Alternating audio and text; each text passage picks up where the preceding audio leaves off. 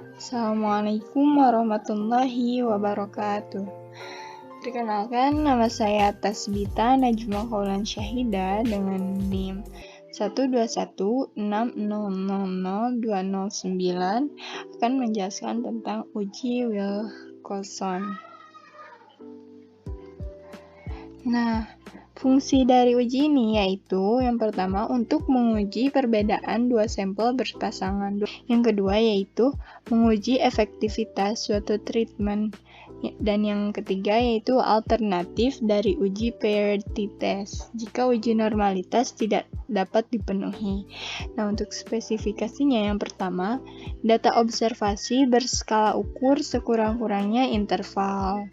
Yang kedua, asal populasi sama. Yang ketiga, memperhatikan arah perbedaan dan nilai relatif perbedaan dari dua keadaan dan perlakuan. Untuk statistik ujinya, statistik uji dari N kurang dari sama dengan 25. Yang pertama yaitu hitung selisih nilai data kelompok 1 dengan kelompok 2 dan median untuk setiap pengamatan. DI sama dengan pre ke I sampai post ke I. Yang kedua yaitu beri peringkat untuk absolut DI. Jika ada nilai yang sama disebut TIS, beri peringkat tengah mid rank. Yang ketiga yaitu pasangkan tanda plus dan minus pada peringkat sesuai dengan nilai pada langkah pertama. Yang keempat, hitunglah jumlah peringkat bertanda plus T plus dan jumlah peringkat bertanda minus T minus. Yang terakhir, statistik uji yang digunakan untuk masing-masing hipotesis adalah T sama dengan min T min, T plus. Nah, itu tolak H0 jika T hitung kurang dari sama dengan T tabel, di mana T tabel diperoleh dari tabel Wilcoxon atau tabel G, atau v-value kurang dari sama dengan alpha.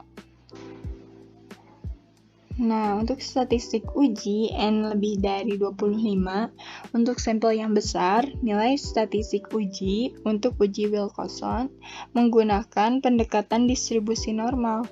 Nah, rumus statistik ujinya ini ya, di mana T adalah nilai koefisien Wilcoxon yang dihitung dengan melihat ranking tanda yang lebih kecil frekuensinya, dan N adalah jumlah seluruh sampel dikurangi jumlah sampel yang nilai, dan D sama dengan 0.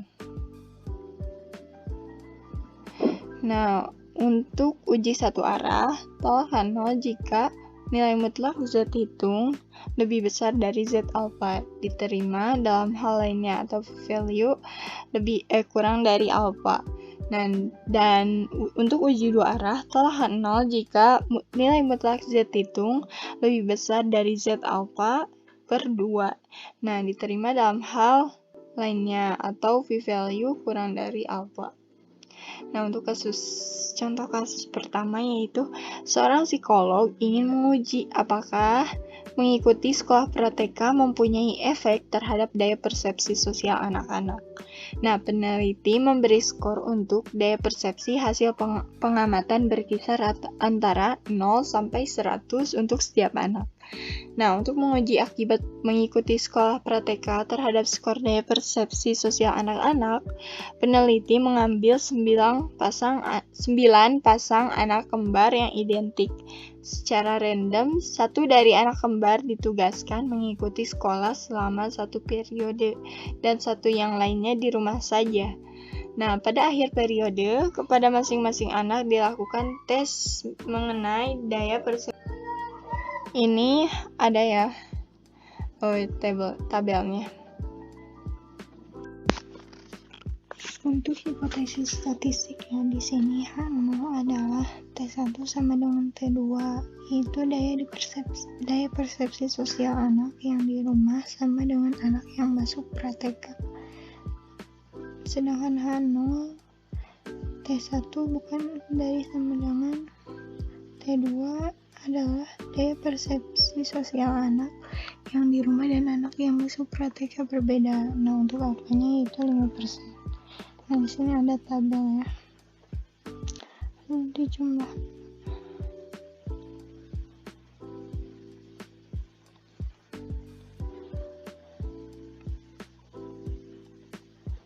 Nah, untuk kriteria ujinya, 0 ditolak jika T hitung kurang dari sama dengan tabel atau p-value lebih kecil dari alpha.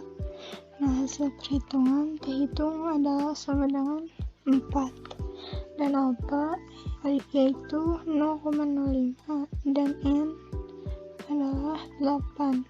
Nah, untuk uji dua sisi diperoleh nilai tabel 4 dari tabel G hitung itu 4 tabel 4, maka 0 ditolak karena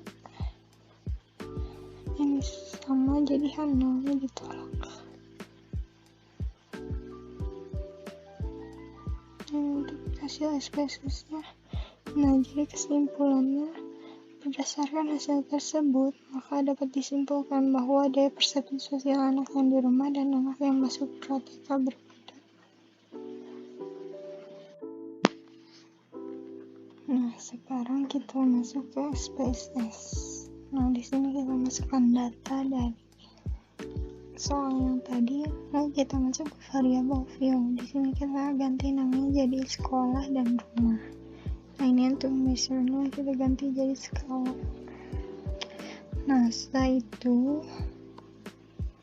masuk ke analyze, lalu kita pilih non-parametric text, lalu kita pilih to related sample.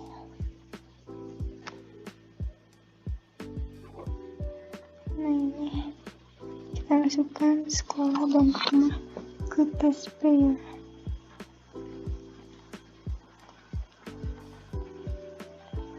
Nah, kita pilih